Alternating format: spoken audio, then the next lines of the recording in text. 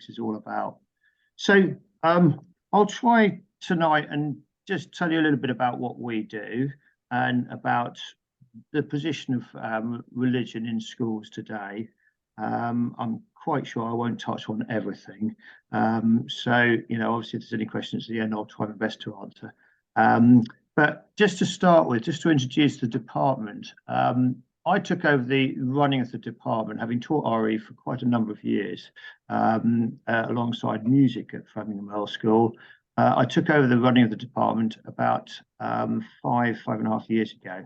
And the first thing I asked the head was, could I change the title? I don't want it to be called RE, which stands for religious education.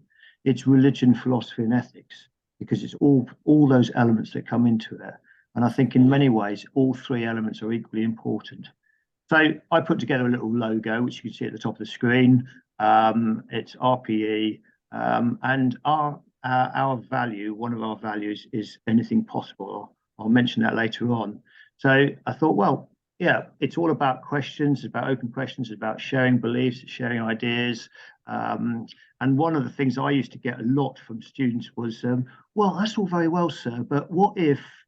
And then, of course, there's lots of what if questions. So this is really when I put the logo together, what you see there. Now, the bad news is that this is my best profile. You wouldn't want to see my worst.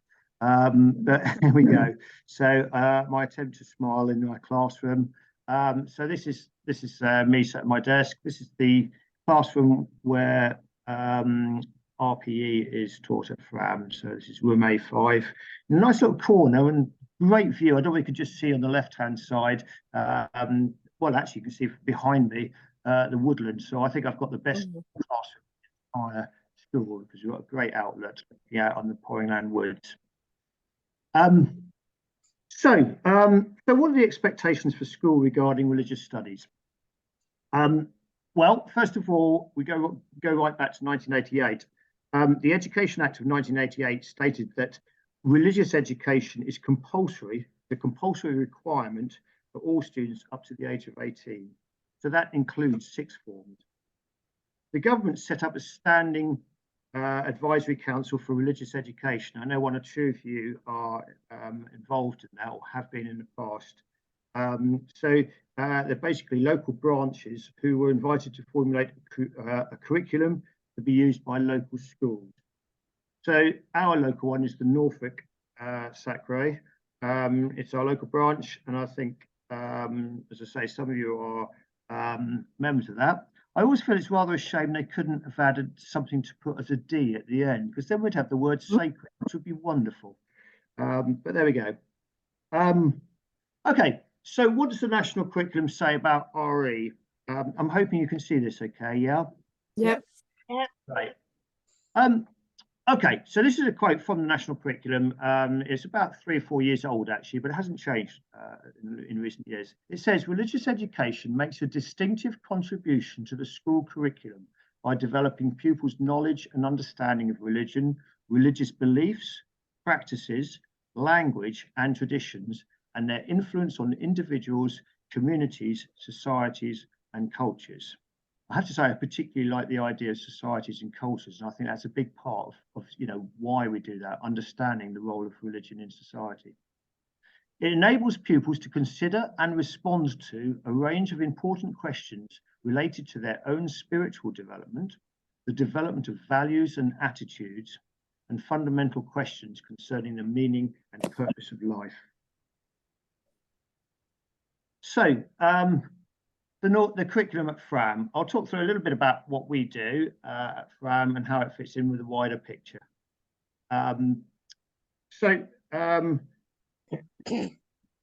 Just check. I'm just wondering if I jumped ahead a bit. So the Norfolk SACRE syllabus, the national curriculum guidelines, and Framingham Earl High School's own policy on curriculum have all been key considerations in putting together programs of study in the RPE department. So in Key Stage 4, Key Stage 3, so I am slightly ahead of myself, apologies. In Key Stage 3, students receive a lesson on average once a week. We actually have a fortnightly or 2-week timetable, so it works out on average 2 hours or 2-hour lessons per fortnight. In Key Stage 4, which is for 15 to 16-year-olds, RPE has been delivered through knowledge building days. So, and this is what you were saying, David, earlier on. A number of you have come along and helped out with that and been involved in these. So this year, we've actually incorporated in the timetable religious education as part of the PSHE program. That's Personal Social Health Education program. So it's being delivered in the form of a module in that. So actually this year, we're not going to be holding the knowledge building days in the same format as we have done in the past. So the curriculum that we currently follow in Key Stage 3 is the new, or perhaps not so new now, Sacre Norfolk syllabus, which was launched in November in 2019 in readiness for first teaching in September 2020. So this is now the 4th year that we're actually running this particular course. So Norfolk's purpose of study statement says, high quality RE will support pupils' religious literacy. In the context of this syllabus, being religiously literate means that pupils will have the ability to hold balanced and well-informed conversations about religion and worldviews. Discussions, as I'll mention later on, are a big feature in our lessons. Pupils will be able to make sense of religion and worldviews around them and begin to understand the complex world in which they live. RE is primarily about enabling pupils to become free-thinking, critical participants of public discourse, who can make academically informed judgments about important matters of religion and belief which shape the global landscape. So for me, becoming free-thinking, but at the same time respecting the beliefs and attitudes of others, I think is a critical aspect of this subject. So as well as Sacre Norfolk's purpose of study, I thought it was interesting to share with you their aims. It is to know about and understand a range of religious and non-religious worldviews by learning to see these through theological, philosophical, and human social science lenses. They're very keen on this term lenses, something you look through and see beyond. Also to express ideas and insights about the nature, significance, and impact of religious and non-religious worldviews through a multidisciplinary approach. So this multidisciplinary approach is really those 3, theological, philosophical, and human social sciences. And also, if you like, understanding that it's not just about religions, it's about worldviews. So that incorporates non-religious views as well. Also, to gain and deploy skills rooted in theology, philosophy, and the human social sciences, engaging critically with religious and non-religious worldviews. So that was the Sacre Norfolk's particular aims. And as I said earlier, we adopted this new curriculum 3 or 4 years ago and are still running it now. So a little more about how and why we put together the RPE curriculum at Fram. So as I mentioned, it's the Norfolk agreed syllabus provided by Sacre Norfolk. At Fram, we have a set of Fram values, which are actually the following: anything's possible, be positive, enjoy and achieve, dream big, be creative, be heard, respect each other, and flourish at Fram. As I mentioned earlier, I think of all these values, I think they're all important, but the one that perhaps is most important and sticks out from them all is this one. It's about respect, respecting each other, and gaining that understanding and knowledge that you need in order to be in a position to respect and tolerate different people in society. So that's one of our key values and principles. So, what do we do in Key Stage 3? So, as I mentioned earlier, students in years 7, 8, and 9, that is 11 to 14-year-olds, receive 1 hour per week of RPE. So, this is a little outline of some of the topics we cover. So, we touch on beliefs and practices in the 6 main world religions. So, in alphabetical order, they are Buddhism, Christianity, Hinduism, Islam, Judaism, and Sikhism. Now, of course, as many of you all know, there are, well, hundreds of different religions across the world, and indeed non-religious views as well. So I'll come back to that in a minute. We talk about the 2 main centers of world religion. Sorry, I'm jumping ahead. The Middle East, where the Abrahamic religions developed, and the Indian subcontinent, where Hinduism, Buddhism, and most recently Sikhism grew up. Interesting that in terms of in general terms, the Abrahamic religions believe in one God and believe in the concept of heaven, while the Indian religions adhere closely to the concept of karma and reincarnation. So, in some ways, we talk about that link. We talk about the link with the 3 Abrahamic religions, with the historical link. Starting off with Judaism, how Christianity evolved from Judaism, and 500 years later, someone called Muhammad was born and brought up in Mecca. But essentially, there's a link between these all three Abrahamic religions. We also include discussions around non-religious views, such as atheism, agnostic, and humanism. Incidentally, you may well know, some of you may know Stephen Fry, or know the name Stephen Fry. He's local to Norfolk. He's a self-confessed humanist, big Norwich City fan as well, and takes a great interest in local things. But he's also, as I say, a self-confessed humanist, and he's produced lots of videos, really quite informative videos about humanism, which are useful resources in the classroom. So when we talk about humanism, I very often put on a Stephen Fry video. Humanism, in brief, is really all about living based on our experiences as a human being, rather than the idea of being of following a supernatural being such as a god. And I think it's important that our students understand that as well. We have lots of discussions, debates, sharings of opinions in RPE. One of the most fascinating debates, I think, is about the creation. So our current year 8s at the moment are talking about that. We're talking about the creation story, and also about conservation in the environment. So typical question that I pose to year 8 is this beautiful and amazing life-giving planet that we live on the work of God, or purely the forces of nature? Or maybe a combination of the two. Is the Big Bang the method by which God created the universe? If it was the work of God, where did God come from? So, of course, many religious followers, many of you here tonight, will say, but God always is and always has been and always will be. And that's a key belief in many of the religions. But children will always ask the question, well, where did God come from?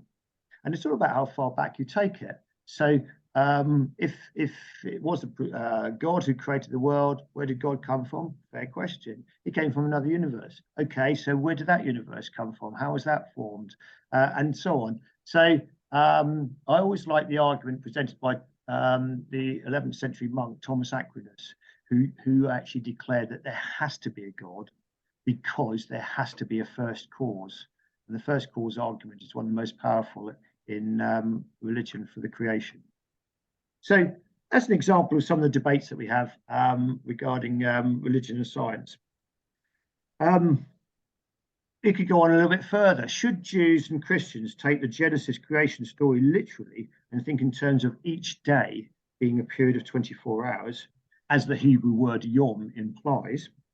Or can we consider each day as being a period of time, perhaps even millions of years, and compare with what we know about evolution? If you look at the Genesis creation story, I think it's fascinating because there's various things about when and who, when it was written and who wrote it. including the argument that possibly Moses wrote it. It was around Moses's time. But whatever, we're talking about probably 3,000 years ago, long before scientific development took place. And yet there's a remarkable parallel in the Genesis creation story with what we know about evolution and the order in which things come. So one argument is that you could look at the Genesis creation story and maybe take it as meaning a period of time. But some people will say, actually, a yom, a day, means a day. And it says in the creation story, and there was evening and there was morning, the first day. So these are the sort of debates that we'd have. You know, do you take things literally? Can you interpret things in different ways? Can you apply text from several hundred years ago to today's society? Philosophy, of course, is all about big open questions. So at the start of this term, I presented our new year 7 students, our younger students, with a whole load of questions, each one starting with, is it possible? Which ties in nicely with our first value, which is anything is possible. So is it possible for God to exist? Is it possible for there to be life on another planet?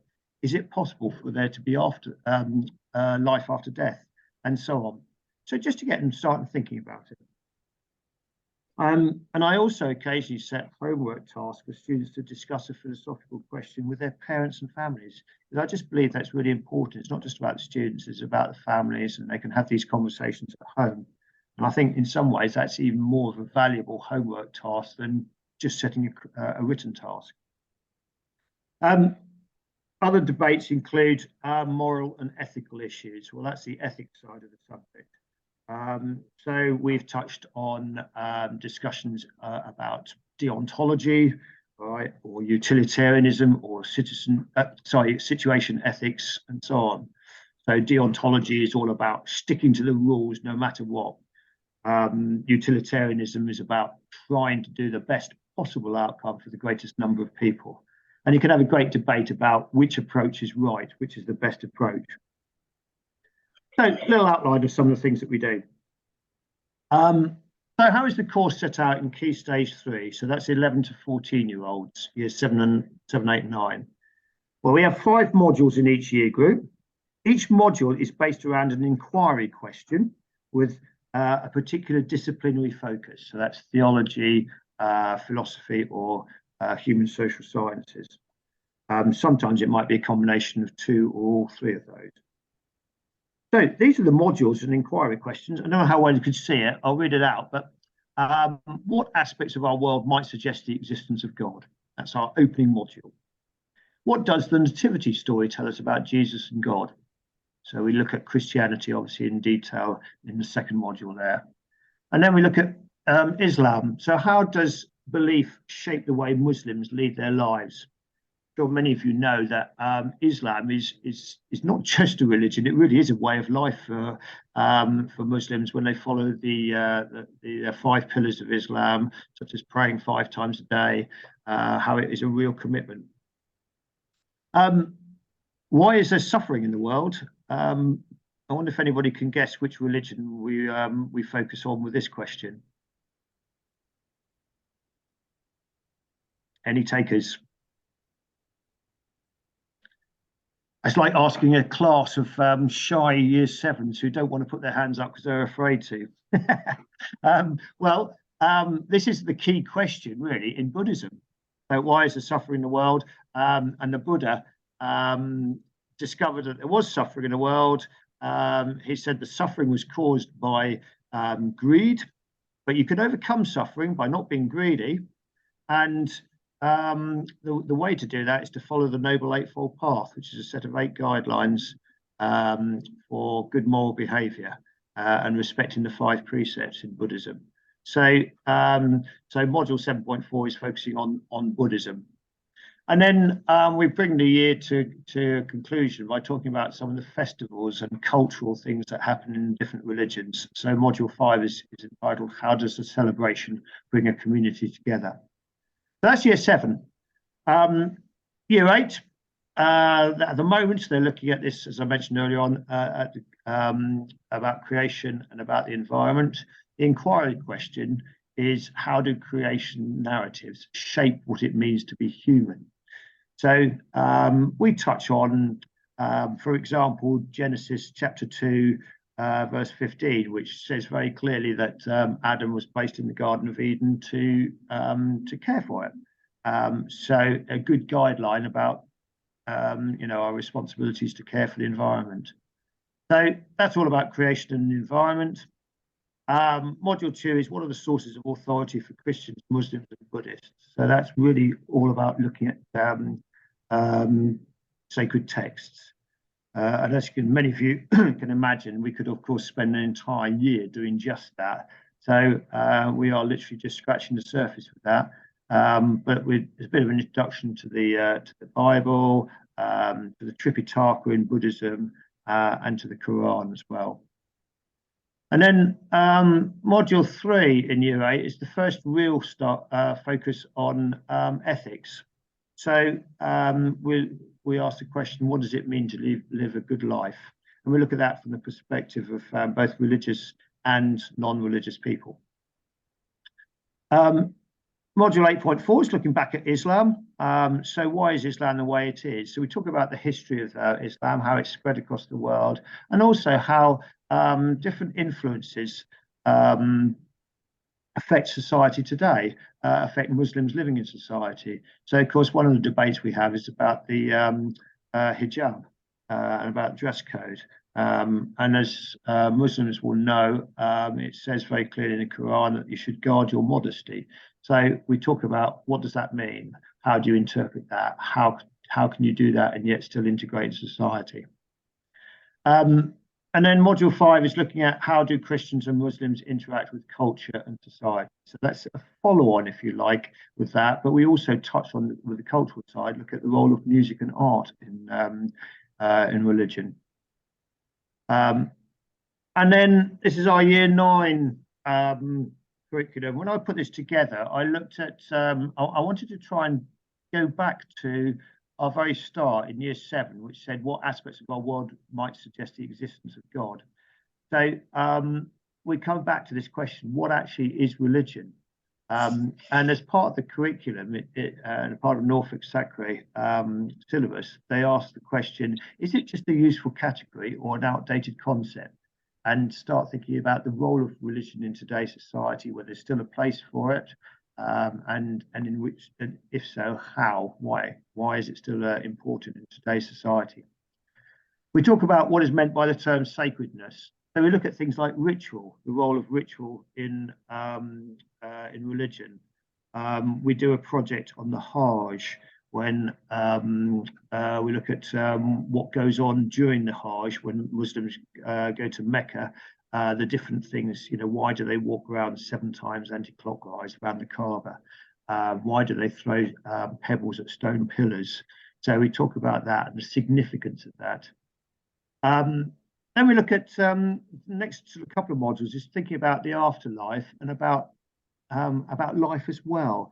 So module 4, jumping ahead to that, says, is the sanctity of life more important than the quality of life? A big moral question. So yes, we look at religious views, but also non-religious views and personal views as well. Some people will argue that the sanctity of life, that's it. It should be respected at all times. Life is God-given. We only live once. No matter what happens, we should respect that and tolerate that. Other people may say, no, actually, the quality of life is more important. Why should somebody suffer? Why do we, in this country, not permit euthanasia? Why is it that we can have euthanasia for our pets, and yet we can't for ourselves? So, quite a deep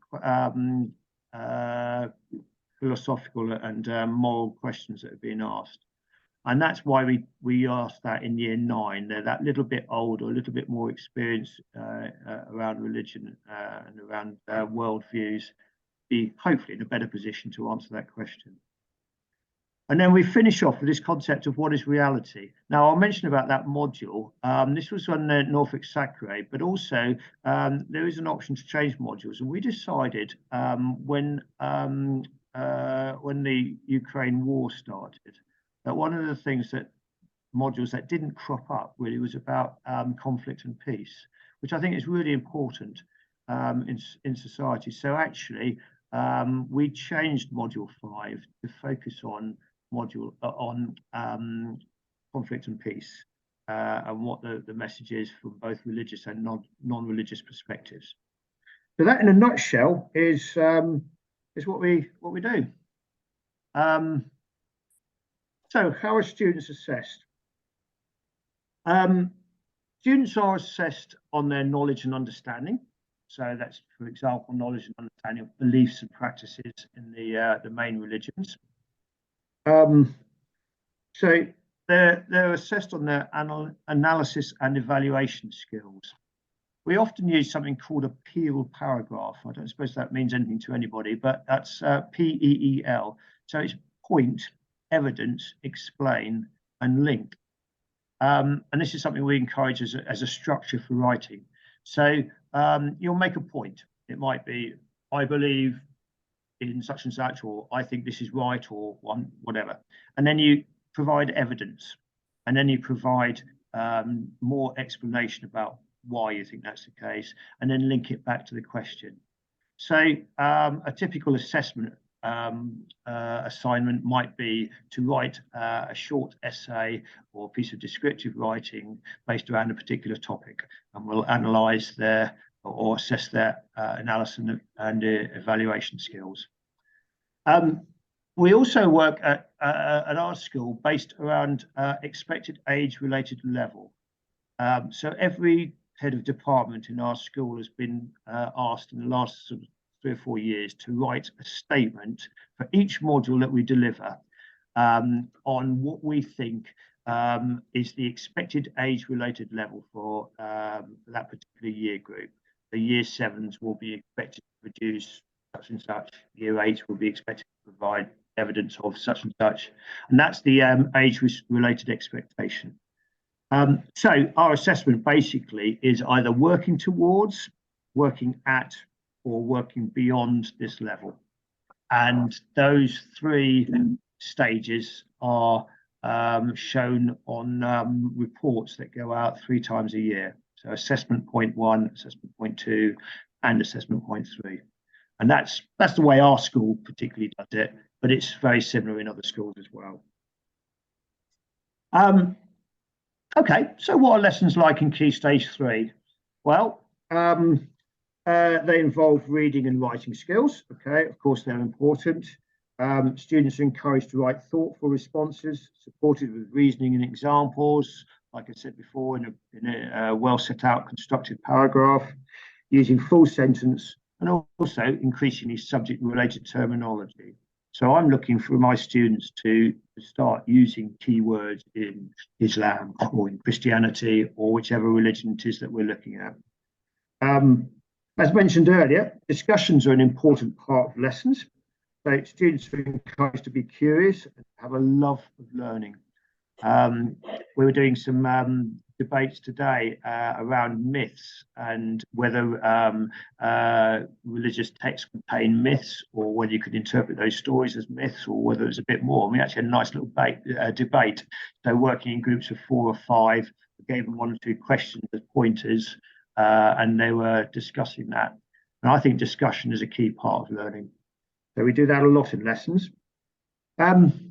We might present situations that encourage students to think and to discover and find out for themselves, to be curious and to have a love of learning. So that's a key part of the way we approach lessons. We present situations that encourage thinking and also a few challenges. And so there you go. That's really a brief summary of what religion, philosophy and ethics is all about at Fram. I mean, obviously I could talk at great length about every part of the curriculum, how it's all put together. But I thought I'd just finish with some examples of students' work. So I'll shut up now and just show you a few examples of students' work, really from the last sort of 2 or 3 years that I've collected to show you. So,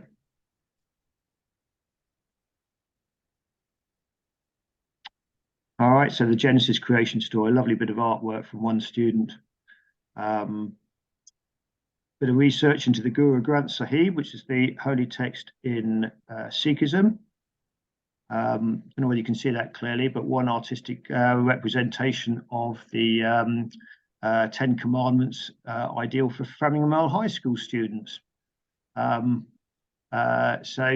Bible stories from the Old Testament.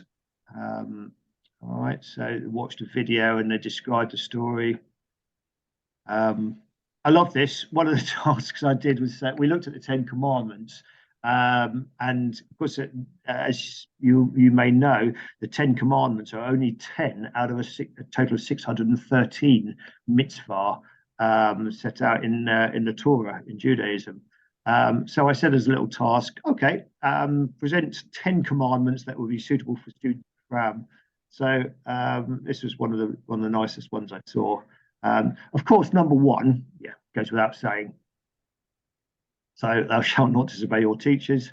But the one I really liked was number 9, which just said, thou shalt be kind to one another. And I thought that was really lovely. 3 is very good. Pardon? 3 is very good. Number 3, thou shalt dream big. Yeah, lovely. And actually, that's one of our Fram values. So it's nice that this young lady Lola incorporated that. So and the contrast between that and not being late to class or getting your homework. Yes, lovely. Nice contrast. Yeah, no, it's lovely. So a bit more on Sikhism. All right, they were doing a bit of research into Sikhism. This was a very nicely presented piece of work. Look at the Quran. The story of the Khalsa. So any Sikhs amongst you will know the story of the Khalsa, right? The true Khalsa. And here's another interpretation of it. Okay, if you don't know the story of the Khalsa, the 10th Guru, Gobind Singh, basically tested their faith and said, would anybody be prepared to give up their life for their faith? And one gentleman stepped forward and said, yes, I will. So he was invited into the tent. And a minute later, the Guru came out with a sword dripping with blood. And of course, the reaction was, she's actually killed him. Can't believe it. And then the Guru said, would anybody else be prepared to give up their life for their faith? And amazingly, 4 others did the same. And those 5, they weren't actually killed, of course. They were. It was a trick in a way. And those 5 became the members of the Khalsa, the true beloved friends of Gobind Singh, of the Guru. And from then on, that's celebrated in the Amrit ceremony in Sikhism, the rite of passage in Sikhism. This is actually a Gurdwara. So in Sikhism, the holy building, a very important part of it is about welcoming people of all faiths, not just Sikhs, but anybody to take part in the langar, which is a big community meal. And it's an example of Siwa, which is service above self, an important part of Sikhism. So the task here was to design a Gurdwara, a floor plan of Gurdwara. So there's an example there. Bit more on the story of the Khalsa, the 5 Ks in Sikhism. So as you can see, a couple of years ago, we did a big project on Sikhism, and the 5 Ks are 5 symbolic articles, all beginning with the letter K, that Sikhs wear to show their allegiance to the Khalsa. There's another one. And what have we got here? With relation to the 5 Ks of Sikhism, I set the task, well, what would you have? 5 things that you would do that you'd show your commitment to what it is you believe in. So this was a really beautifully presented piece of work from one student. A little bit more. All right, there's another floor design of the Gurdwara. Nice piece of writing, lovely handwriting here. It's Lola again. So A bit about the Hajj, what goes on in the Hajj. So they did a presentation, a project on that. This was from year 9s from last year. And you might recognize that scene in the central mosque in Mecca. And this was a little task they had to do. It's interesting to think that the 5th pillar of Islam says you should go on the spiritual journey to Mecca, the Hajj, at least once in your lifetime. But of course, many Muslims around the world just simply can't afford it. And this is just a little bit of an eye-opener as to the costs. I don't know whether you know, but the biggest Muslim populated country in the world is Indonesia. But many Muslims or many people in Indonesia live at or only just above the poverty line, and it would take a lifetime to save to be able to go on the Hajj to Mecca. So I did a little bit of research task last year, said to them to look up some costs, and this is what one student came up with. So you can see how much it's going to cost for someone to go on the Hajj. Ramadan, an important time in Islam. All right, so think about what it means. I like the bit on the right-hand side, which says it's just devoting themselves and getting closer to Allah. That really is what Ramadan's all about, thinking about those less fortunate as well. So there we go. I think that's as far as I was going to finish with tonight. I noticed, can I say, I noticed it is highly Abrahamic religions that you're actually teaching about. There's no mention there of the Hindu faith, and indeed, throughout the whole thing, no mention whatsoever about paganism. Yes, that's true. The Norfolk Sacred syllabus, and indeed the government as well, stipulates that we should choose 3 main religions to focus on, but also worldviews.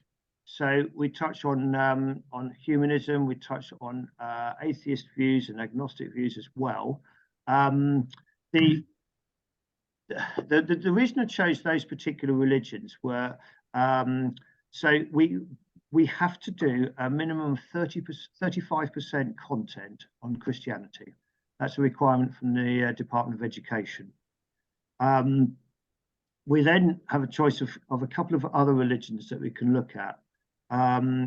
I love Hinduism. You mentioned Hinduism. Guy Archer would be pleased to know. I love Hinduism. I think there's some wonderful stories about the Trimurti and this whole idea of the concept of nature and the role of Brahma, Vishnu, and Shiva. I love all that. I love Sikhism as well, and you can see we've had some Sikh work. But Buddhism, I thought, was something a little bit different, because Buddhism has been a bit of a debate about it. Some people have argued that Buddhism is a philosophy, not a religion. But I think because it's based, if you take the definition as a set of beliefs, Buddhism is very definitely a set of beliefs. It's the beliefs and the teachings of the Buddha, the doctrine of suffering and how to escape it. And Buddhism also is one of the Indian religions. It gives a chance to introduce the concept of karma and reincarnation, and also the first precept in Buddhism, which is about not harming or killing any other creature. So I really had to wrestle about which religions to choose to focus on. Lauren, Yeah.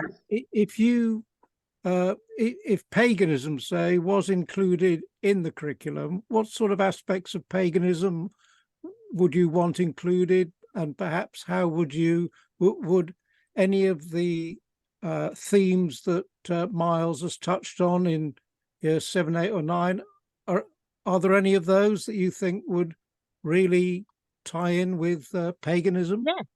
Yeah, definitely. The Wheel of the Year, which shows the different feast days. Miles talking about the different teaching the different feasts and ceremonies and ritual, and certainly sort of like with the Wheel of the Year, that links into literally a lot of different links in that between paganism and other religions, and also the link with nature, and the link with compassion, and also with the whole concept, a lot of the concepts. And looking back at the history, all of the religions you're teaching about, from the Abrahamic beliefs, actually all those people were pagans first. And so, like, you go back and sort of say, where does it start? Where did it come from? They all came from paganism. They didn't just suddenly go, oh, there you go, right from the word go, there was this. No, before Judaism, there was paganism. Before, and the other two came from Judaism anyway. So therefore, like, sort of, there's a line to follow, if you like. Hinduism is a form of paganism. They are there and have been there forever. They didn't, nothing overtook them and nothing went before them. They were always Hindus, and they were there, and they're called Hindus because they live on the banks of the river Indus, or in the Indus Valley. Yeah. Yes, there are many, many ways in which you could include it within without having a whole section on it, or without going deeply into it. And it was interesting that when Norwich Museum, Norwich Castle Museum, did some work with teenagers out of school, and they produced an interfaith map of Norwich, which included examples from history. Whenever they referred to paganism, because I looked at it when they'd done it, whenever they referred to paganism, it was with a small p, and was sort of unintentionally negative. So in other words, you went from being pagan, nasty, to being religious, good. And just changing the small letter to a big letter, so that actually you see it as something that people today still are pagans, but have particular views, makes it much more part of general society, and not this everybody was a pagan, ignorant, violent person before they actually realized the truth. So I think there's something to be said for including paganism perhaps as a worldview. Yes, definitely. And there is this, this emphasis on worldview, and we should be discussing these things. So, thank you for the heads up, because I think there'd be a lot of things that we can bring, a lot of examples of paganism that we can bring into some of the discussions that we have. I mean, Stoke Holy Cross, near to your school, you have got the site of a henge, which is still there in the field. The wooden henge doesn't stand there anymore, but at Trouse, it is there. Trouse means house of trees. Yeah, that's how the village got its name. And Trouse Henge is still in the field it's a field that is next to the big electric, sort of like the huge battery of electricity and stuff, just by the river. And you've got the river on one side, where the transformers are and everything. And then there's a farmhouse, and you can get permission to go onto the field, and you can actually, not a problem, you just knock on the door of the house there, and they give you permission to go on. And the local Norwich Moot, which is the Norwich pagan group, do actually hold ceremonies down there on occasions at the big festivals. And in fact, if you ever get a chance to have a look at it from above, I was lucky enough to fly over it by helicopter. You can see it much clearer from the air, obviously, because it's all marked out. But the actual holes and part of the posts down in the ground are still there. That is the closest one to where you are. But in reality, there are many. I mean, everybody goes on about Stonehenge. We don't need Stonehenge so much here. We have our own. Well, there was Seahenge, wasn't there? Up. There was Seahenge. I was highly involved in that. Although that's not fascinating. a henge. that wasn't really a henge as such. I mean, like the press named it a henge. Okay. But nonetheless, there was that. But no, more commonly, I mean, even here in Gorleston, we have the site of, although the site is not there anymore because they've built a nice bypass and sort of park over the top of it. Yes. And the good old days when people weren't so worried about it and thought like sort of it was, you know, only Christian things mattered, took the stones down and built the pier head and the harbour wall out of the stones. But there is a piece, there is a picture and a write-up about it in the British Library. And Mm. it did actually have a standing stone henge in Gorleston up by Victoria Road. And of course, the site is still there. So there are lots of them around, all around East Anglia. There is like wooden and stone henges Yeah. and places where they're marked out. No, well, lovely. Well, thanks for that heads up, because I would definitely like to research some of that a bit more. And you know, that would be lovely to take some of the youngsters there to go and see it, to take a little Yeah. trip to the Charles to see that. Yeah. So yeah, I mean, I'm Chris Woods fascinated would by be the work. Yeah, Chris Woods would be the person who David knows very well. Chris Woods would be a person to have a word with because I'm sure he'd be happy to take people down there. Lovely. No, well, that's great. Thank you for that. Can I ask, what's the diversity of religions within your school? So the last count, which was actually 3 years ago, we had 42% declare themselves as Christian. We've got about 8 Muslims in the school. I can't speak for the current year 7s because I don't know yet. But I think there's 8 or 9 Muslims that I can recall in the school. Some of which actually, you know, practice the 5 prayers a day and bring it into their routine, and do the fasting during Ramadan. So obviously, you know, as a school, we have a responsibility to bear that in mind. We have, I mean, quite a few are declared no religious background at all. So I think Christianity of all the religions is still the dominant one. What about Quakers and Baha'i and we've not had I anybody. don't know, Buddhists and I'd love Jews. to, yeah, Jews, I'd yeah, love to meet Jews. a Zoroastrianist at some stage. That would be fascinating.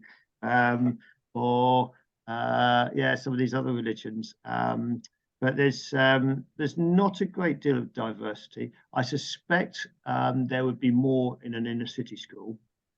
Yeah. And certainly in some of the bigger cities like London, Manchester, Liverpool, places like that. So yeah. One thing that became apparent in the conversation we had after one of your knowledge building days was that actually there are quite a number of parents that are anti-religious in the sense that they see RE and learning about religions as a bit of a waste of time. So I think that it's quite important in terms of what you're contributing to the curriculum in the school, is that that's part of the thing that you're working with. And it seems to me from the way you organize things, you're working very effectively to open children up to questions rather than saying religion is the answer. You're saying religion's one of the ways of perhaps finding answers. I mean, one of the things I say to all the students at regular intervals is that I don't declare what my religious views are. So I get asked this regularly. A lot of students say, "Oh, are you religious? Are you Christian? Are you something else? Or do you believe in God?" and so on. And I say, no, I'm not telling you to mind your own business, but I'm just saying I'm not going to answer that because I want to be able to stand up in front of the class as a neutral and say that this is about you just exploring your own spirituality, your own thoughts, learning about some of the different religions and indeed non-religious views, and being in a position to make your own minds up. and what you're saying about parents is absolutely right. There are some that will argue they shouldn't be doing that in schools. And my argument, I think, basically, David, you touched on it, is that actually it's about learning about these, and then these students, when they're adults, or indeed now when they're students, are in a position to make that decision for themselves. And I think that's my part. Yeah.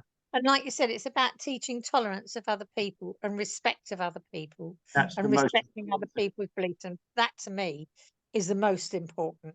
You know, if Absolutely. those kids grow up understanding, I mean, to me, interfaith is the one thing is about by coming together and sharing our similarities as opposed to our differences, we are able to understand each other and therefore respect each other and therefore break down the opportunity for disagreement, violence, or any type of discord. Absolutely. Yeah, definitely. And No, for